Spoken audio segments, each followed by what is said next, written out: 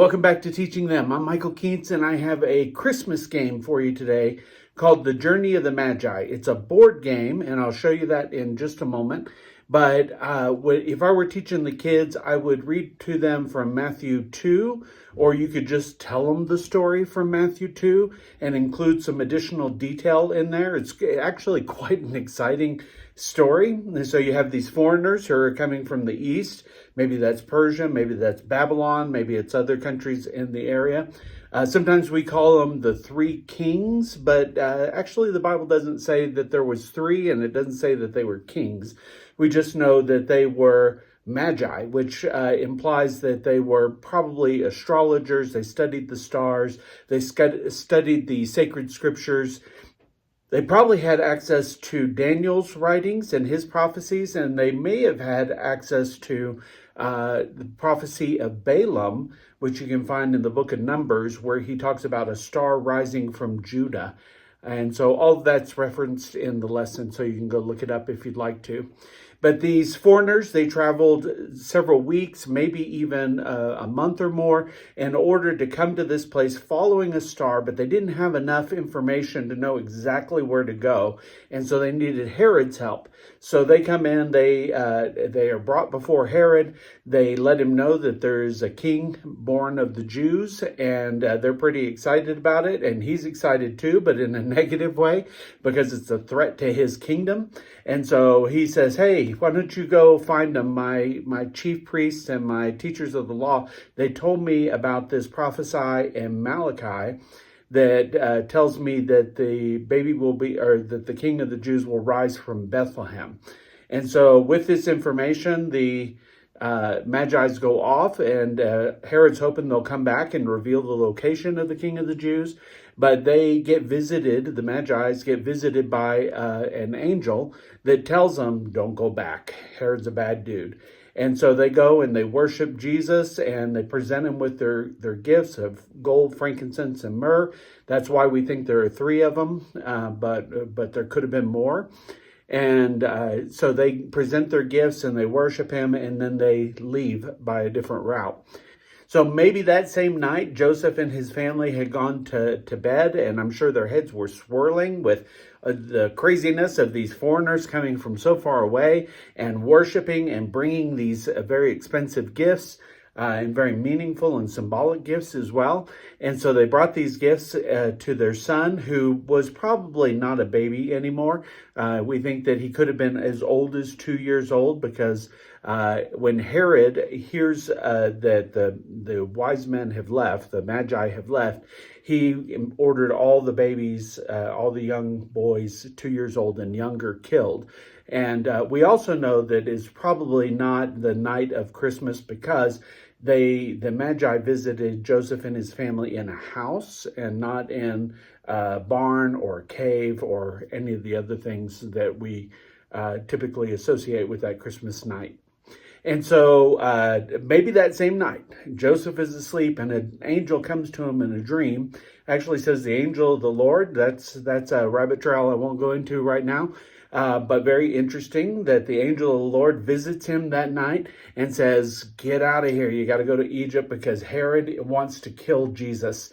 And so he packs up the family very hastily, and they make off. Now, going to Egypt, that was a dangerous trip that they were going on. They were going across the desert. They had to go across the Sinai Peninsula to get into Egypt. It would have probably taken them a couple weeks if they made good time. And there were all kinds of dangers, dangerous animals, probably dangerous people that they had to get through. But they made it to Egypt safely, and they were there for some amount of time until King Herod died. And then the angel visited Joseph again, and he said, it's time, you can go back. But then when he got back to Israel, the angel, maybe the same angel, maybe a different angel, visited him a third time. And actually, it's not even the third time, because Joseph had got visited by an angel before Jesus was born. So Joseph has all kinds of angelic visits. And so this maybe fourth time, the angel visits him, says, don't go back to where you were, because of King Herod's son is now the ruler there, and you'll be in danger. So that's how Jesus and his family moved to Nazareth, close to the Sea of Galilee. And so when Jesus is called the Nazarene, is because he came out of the Nazareth area. Okay, so that's the backstory. I give that to the kids, say this is really exciting. Now let's play a game so that we can kind of remember these parts of the story, and I'll tell you how to play the game once I show you what it looks like. All right, so here's the game board, and it's played with one die, and then you'll need some pieces for the kids to move around. I have ducks. I wanted camels, but I couldn't find any camels, so I'm using ducks as the game pieces. And then you can see all the pieces. The path goes this way, around here, and that way, and then it takes them all the way to Egypt. That's where the game ends. And then there's some cards up here, and they'll collect the cards as they go through. They have to land on the spaces where the cards are required. So their first roll, that's a 1. So they would move from the green space to that first space. Let me see what the next one does. 4. So 1, 2, up. Can't move here because it says an exact roll is required to land on the gold. So they have to skip their turn. 6, that person skips a turn. 4, 3. Okay, this person got a 3. 1, 2, 3. So they get a gold card. So it looks like this. And they hold on to that because that's going to be a gift for Jesus. And they've earned that now. And so they continue to play. This one is the frankincense. So they have to collect the frankincense. Looks like that. And then here's the myrrh. The myrrh looks like that. So they got to collect those. Those are their gifts for Jesus. They can't show up to see Jesus without being prepared. There are also some challenge spaces. You'll notice I skipped over this one. Any yellow space is a challenge space. So this one, if they land there, it's no water. They have to go back a space. That's also over here. There's no water. They got to go back a space if they land there.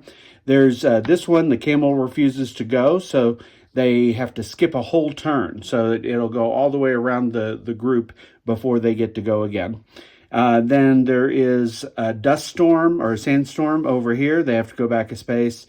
There's a cobra, Arabian cobras, as they go to Egypt, and there's also bandits here. So each one of those will require them to step back a space. Everybody has to stop at the King Herod's palace, and so they stop at the King Herod's palace, and they get the King Herod card, and he wants to know, when did the star appear? And that's how he knew how old Jesus probably was. And then tell me when you find him. That's what he says. So they'll get to hold on to that.